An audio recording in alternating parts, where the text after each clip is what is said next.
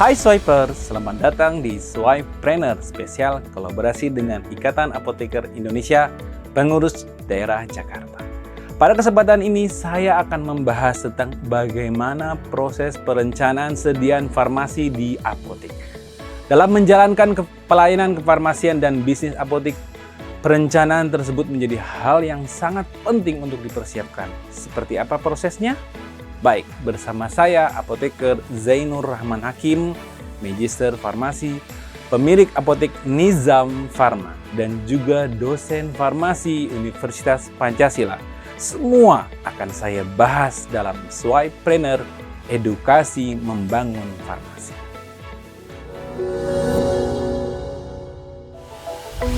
Perencanaan obat di apotek.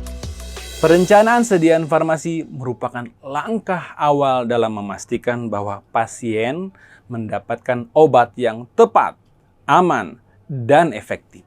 Dengan melakukan perencanaan sediaan farmasi yang baik, apotek dapat meminimalkan kesalahan dalam mengambil obat, meningkatkan kepatuhan pasien terhadap pengobatan, serta meningkatkan kepuasan pasien terhadap pelayanan apotek.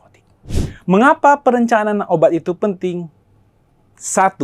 Perencanaan obat merupakan salah satu aspek terpenting dalam mengoptimalkan pelayanan di apotek. Dengan melakukan perencanaan yang baik, apotek dapat memastikan bahwa stok obat selalu tersedia, sehingga pasien tidak perlu menunggu lama untuk mendapatkan obat yang mereka butuhkan. Hal ini memerlukan analisis data yang teliti dan pemahaman yang mendalam tentang tren pasar dan kebutuhan pasien. Selain itu, perencanaan juga dapat membantu apotek mengurangi biaya operasional dan memperbaiki kualitas layanan. Metode perencanaan sediaan obat. Ada 2 yang harus kita ketahui. Yang pertama adalah metode konsumsi, yang kedua adalah metode pola penyakit. Metode perencanaan yang biasa kita ketahui yaitu metode konsumsi terdiri dari beberapa metode. Yaitu yang pertama adalah metode VAN, yaitu vital, esensial, dan non-esensial. Yang kedua adalah Pareto ABC. Yang ketiga adalah Economic Order Quantity. Dan yang terakhir adalah Just in Time. Metode VAN. Metode VAN membahas tentang item produk dikelompokkan berdasarkan derajat kepentingan. Ya, contoh yang vital adalah obat-obat yang harus ada, karena itu memang kebutuhan yang sangat penting di apotek.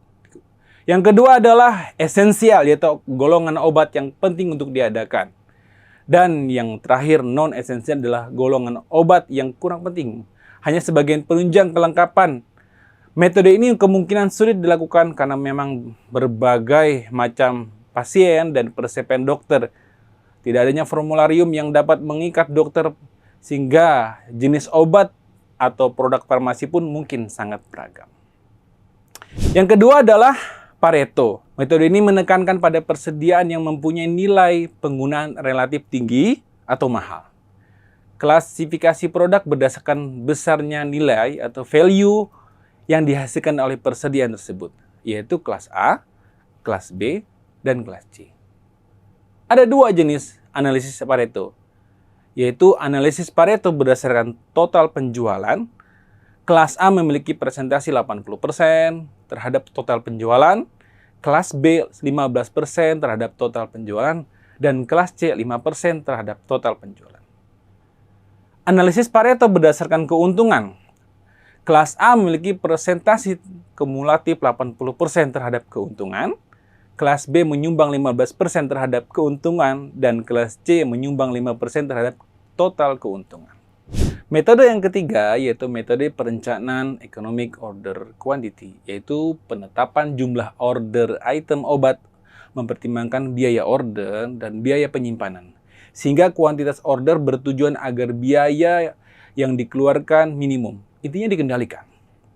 Metode ini dapat diterapkan jika harga obat tidak fluktuatif dan nilai inflasinya stabil. Secara umum, dalam 1 tahun bisa terjadi 2-3 kali kenaikan harga obat.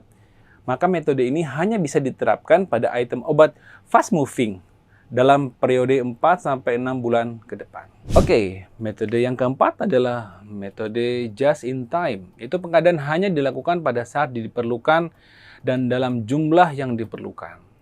Order dilakukan saat stok hampir habis atau sudah habis.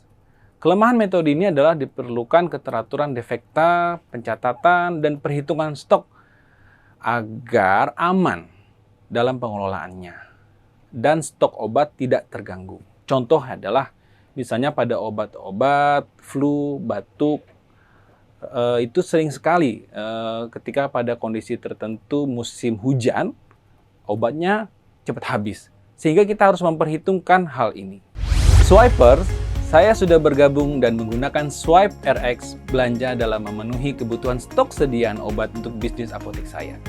Melalui Swipe RX belanja, saya bisa menikmati berbagai kemudahan dalam penawaran dalam satu genggaman. Tunggu apa lagi? Segera download aplikasi Swipe RX di Google Play Store dan App Store. Belanja kebutuhan apotek pasti aman, nyaman, cuan hanya di Swipe RX belanja. Terima kasih telah menonton video ini dan semoga bermanfaat.